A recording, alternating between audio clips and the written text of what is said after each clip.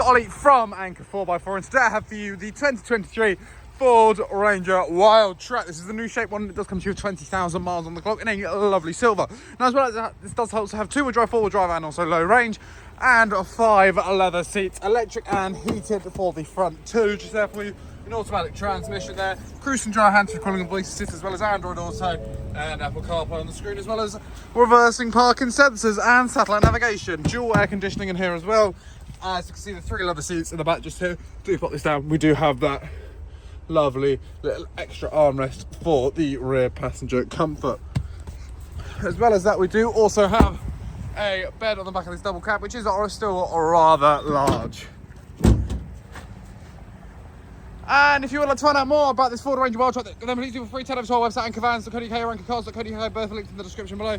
If you're watching this on YouTube, or you can head over to our site in Padworth, just outside of Reading, to discover more about this and many, many more of our other vehicles.